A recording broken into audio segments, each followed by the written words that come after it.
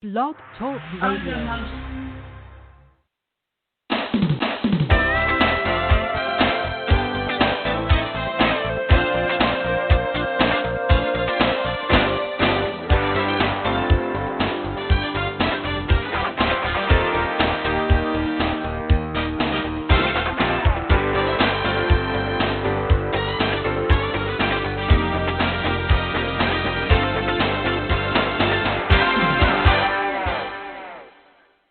I'm your host, Davida Shinsky, and you're listening to Live Without Limits.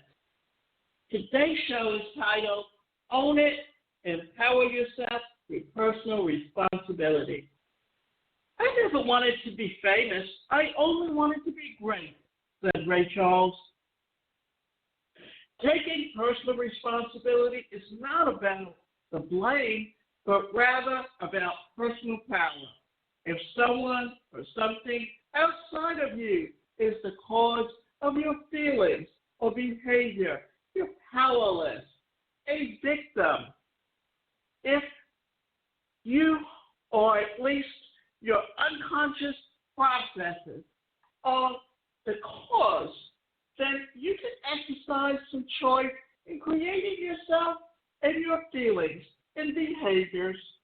People or even events may be a stimulus, but your response comes from you, either consciously or unconsciously, until you realize that you create your own experience in your own world, including all the happiness and all the suffering you will be controlled by, and at the whim of whatever is happening around you. Your only chance for happiness will be to find the perfect circumstances and to find a way to keep them that way, however likely that is. Now, here's the thing. This is something that a lot of people kind of look at and say, oh, if I only had money, or oh, if I only had this kind of house, or that I will be happy. If you're not happy, no outside product or item can make you happy. Because when you're happy, it's because you love yourself, you respect yourself, and you're not going to let anyone else hurt you. And what it is that it really, happiness comes from inside you. That no relationship's going to make you happy, because if you're not happy to begin with, then that relationship is going to suffer. Choose how to respond. The truth is, you're responsible for every feeling or behavior you have, in the sense that it is either how you choose to respond to something that happens, or an automatic unconscious response based on the way that your internal map of reality has been structured. You can live in a world where you think other people or events cause you to feel the way that you feel. But you live in that world at a price. The price, feeling bad, and a great deal of the time. When you look at the total responsibility for every feeling and behavior that you have, you can choose to feel good, or you can choose to behave in a way that has the greatest chance of having a good outcome. Base what we feel and how we react to certain situations on past experiences. But here's the thing. You can have personal experience and you can have secondary experience. The personal experience are the things that you experience personally. It can be like if you had a parent and that parent had gotten caught up in a storm and it was lightning and they were very fearful that something could happen to them, then it's a very real fear for them, and it's something that they react to in the same way whenever a storm comes up. whether they're not in the same situation or not. And they can, in essence, pass that fear on to someone else just simply by the way they react to it. Now, if someone loses someone because of an experience like that, then it's going to have an effect on them, but it's also a secondary effect because they did not go through it personally. What they went through personally was the loss, and that's a very different feeling. But what happens is that whenever something similar goes on, it can trigger that personal experience, but it's also a secondary because they're reacting to something that has nothing related to the actual cause itself. There are 3 levels of what I'm talking about. Level 1, the lowest level, is living in your mind, where your mind is automatically and unconsciously creating a hallucination that you believe to be a reality. At this level, you are unconscious about how your mind creates what happens. This is where most people are. Level 2, the second level, is the one where you're still creating a hallucination, but at least it's the hallucination that you intend to create. You may or may not realize that it's a hallucination because you aren't yet aware of the third level. Level 3. In the third level, you're not taking the internal map created by the mind to be a reality. And you realize that this map invades pretending that there are separate things and separate events, that there is a separate that you do not react to the things of other separate things. In the third level, see the creations of the mind, of what they really are, conceptual rather than real. Okay, so let's discuss some of the things that we just talked about, the 3 different levels. Well, one thing, the level 1 is unconscious because you're not really aware of what you're doing, you're just reacting to it. The secondary level is where you're beginning to be aware of what your mind is creating, but you're not yet willing to change it or recognize it for what it is. And the third level is that you're actually aware that what is your reality and what happened to someone else are 2 different things, and you learn to better cope with the situation so that you have a healthy reaction to different things. Now, what we're going to do is talk about level 1, level 2, and level 3. And we're going to talk about it in a way to help you understand it.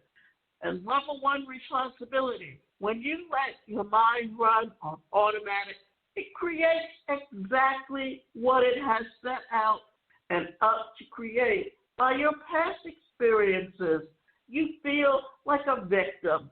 Life seems to happen to you. Your feelings just happen to you, and your behaviors seem to just happen, and your results seem to just happen. That means that the creative process is going on under the surface, outside of your awareness. And since you can't see it, it seems as if what is going on around you causes what is happening. Blame. The important side issue of level 1 responsibility is that people confuse responsibility with blame. I say you're responsible for what is happening to you. Some people translate that as you are to blame for what is happening to you. Blame belongs to the world of black and white, right and wrong, me and not me. People who are concerned about not being blamed almost always have been abused or traumatized in some way. They feel like victims and they want someone to blame. And they certainly don't want to be them. Because of this abuse, they strongly focus on what they do not want. And one of the things that they do not want is to be blamed, to be wrong. Responsibility. Begin by accepting this main premise. You are responsible for the feelings and behaviors that you have, even if you cannot directly see how you are creating them.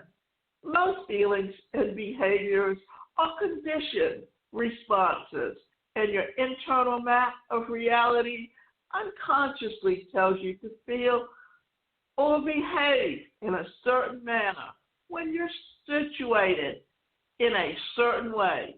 Perhaps when your father yelled at you as a child, you felt afraid and angry. Once this behavior has been set up as a conditioned response, like Pavlov's dogs salivating when they heard the bell announcing dinner, someone yelling at you will cause you to become afraid and then angry. And then you'll react in a certain precautioned way. It seems that as if these emotions are caused by the yelling. They are not. They are triggered by yelling, but they are caused by the conditioned response set up by your past in your internal map of reality. Change the parts of your internal reality that created the response, and you have a completely different feeling, followed by a completely different behavior. Cause versus trigger. What is the difference between a cause that leads to a response or a trigger that leads to a response? There is more than one possible response. It's different. People respond in different ways to the same stimulus. The stimulus is a trigger. If there is only one possible response, the stimulus is the cause. Pouring water over your head makes your head wet. The water causes the wetness. Everyone who has the water poured over his or her head will get yelling at someone could cause anger, laughter, disinterest, puzzlement, fear, or any number of other reactions. Yelling is a trigger, not a cause. Even though yelling may result in some sort of uninvited feeling, just knowing that it's triggering your response is a start in taking responsibility for what is happening. Now, we've been talking about cause and effect and what's the trigger that creates the situation. Let's go back to my example of the storm.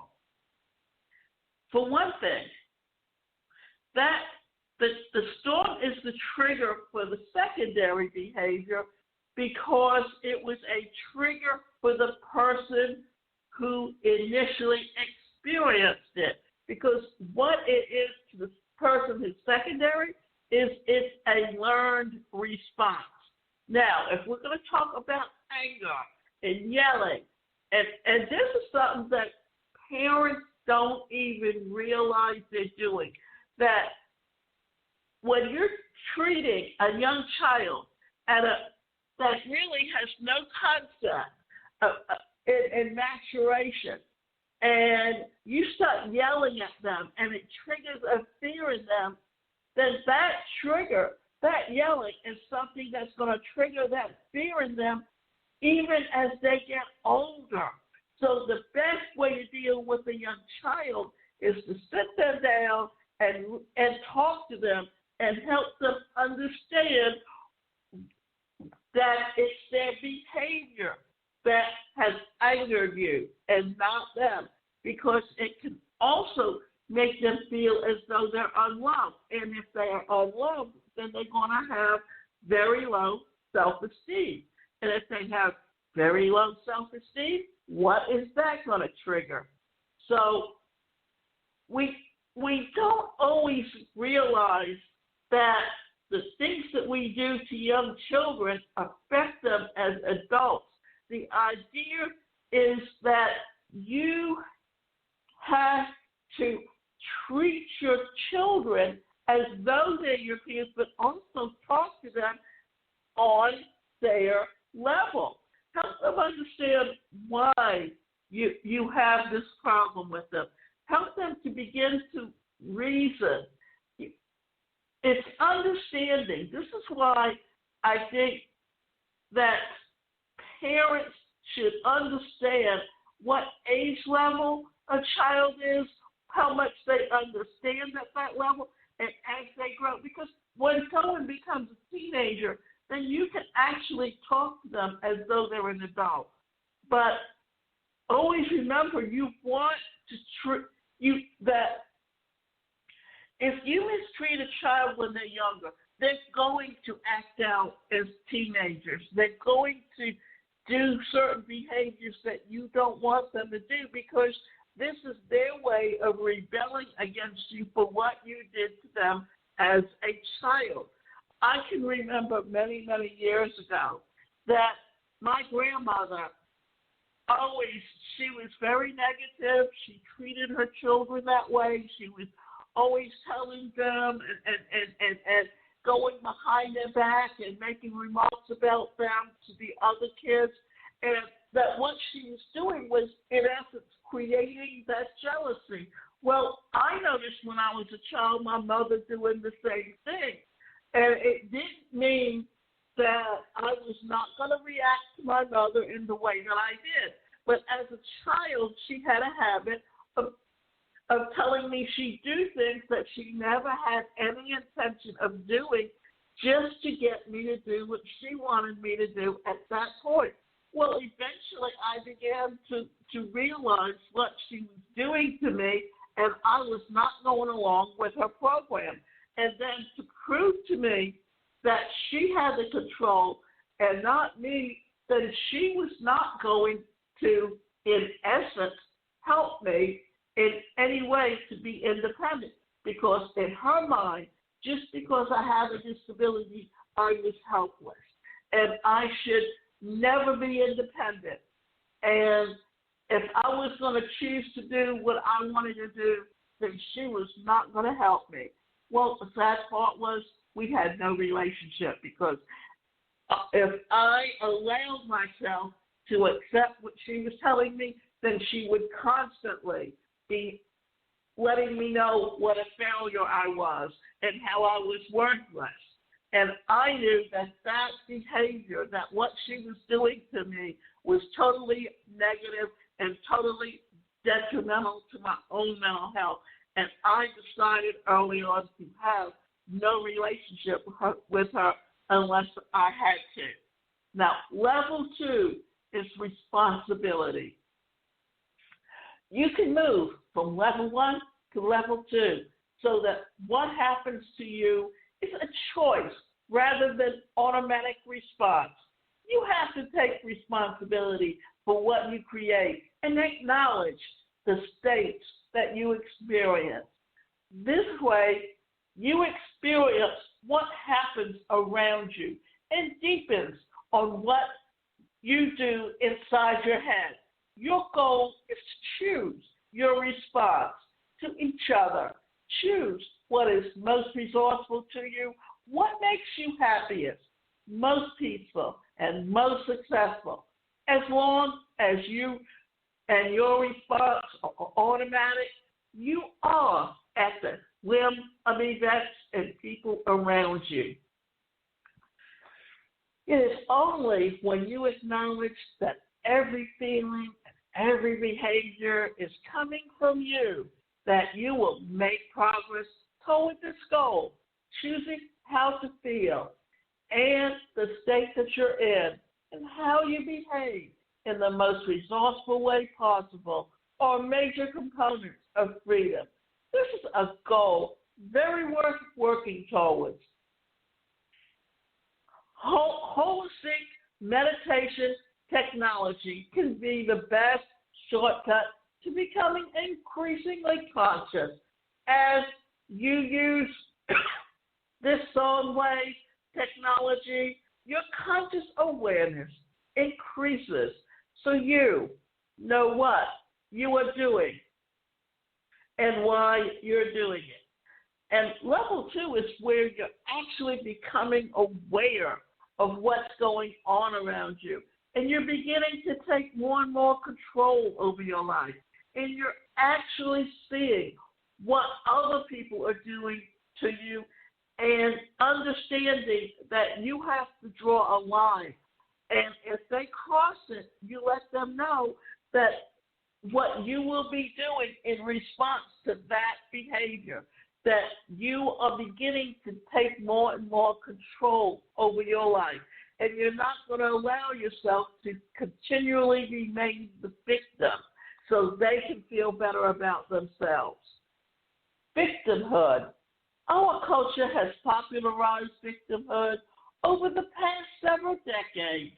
No one is responsible for anything that happens to them. There an underlying belief that taking responsibility would be onerous, difficult, a struggle, or just too much work. The truth is, without exception, being a victim and being responsible for everything that happens, for every feeling and behavior, is the easy way to live because it's the way to happiness, inner peace, and productive life. This is it. Once you take control over your life, then you are not allowing others to make you the victim. And in doing so, you're going to have more inner peace and be happier in who you are, and you will also learn to respect yourself. It is the surefire way to end all the dramas in your life. When you take responsibility for the fact that you can operate your internal processing and the way that you want and create nearly any outcome that you want, you gain control over your life. Level 3, responsibility. In order to take responsibility for what you create, you have to start with the premise that there is a separate you who creates your reality. And ultimately, that isn't true. The separate you is a hallucination created by the mind, which chops things up into separate days and separate events, including the idea of a separate you. When you are responsible at this level, you step out of the world of the mind. And that's a very powerful place to be. The thing to realize is that there is no separate you who is doing the spiritual practice. The universe is doing the practice through you. Meditation calms the mind so it isn't running all over the place. It allows you to see how your mind is creating the illusion of a separate self, along with creating all the other internal states and external results that seem to happen to the fictitious separate you. Meditation turns down the volume of the feeling of separation and creates increased awareness. The reason that awakens the person is so powerful that it or he or she doesn't buy into the idea that they're a separate self. They know that the universe is the doer, not them. The wave on the ocean is not separate from the ocean. It rises up for a while and then disappears back into the ocean. The ocean is doing the wave. The 13th century Persian poet and Sufi mystic Rumi explains it this way. You are not a drop in the ocean. You are the entire ocean in a drop. You can more separate a drop from the wave or the wave from the ocean than you can separate yourself, all that is. And you are not separate from your truest self. You never can be. And here's the thing to think about that we don't always recognize. That our mind controls or the thoughts control our mind. And when you recognize the difference in your mind and your thoughts and where they come from, and when someone is mentally ill or has certain personal issues that they can't separate the two, well, then what's really happening there? Then what you're seeing is that, our mind is always working and always coming up with ideas and always creating things. And they can either affect us to the point that they keep us from setting goals and working on those goals, or we can take control, we can recognize what's going on in our thoughts, and then take them and actually put them in place where they're working for us. That when you look at a goal, you have to break it down into specific ideas, specific processes, and when you do that, then you're able to create and do the other things in your life. It's always a situation where are you controlling your thoughts, or are you recognizing how the environment and the nature and nurture all work together to create who you are? Or is there a disconnect there where what you're doing is seeing one thing and thinking something else and not quite sure what's going on? And then if something happens to someone, if you have a thought or you make a statement to someone, I hope you die, and then they turn around and something happens to them, or they get in an accident and they die, somewhere along the way, instead of separating the two, you've let yourself begin to believe that you had control over what happened to that person. Well, that's a disconnect. And when you don't understand what the disconnect is, then that's where the cause and the trigger come into play. So recognizing and going from level 1 to level 2 to level 3, and actually being able to see and control, because there are things that you can control in your life, and there's certain things that you can't control in your life.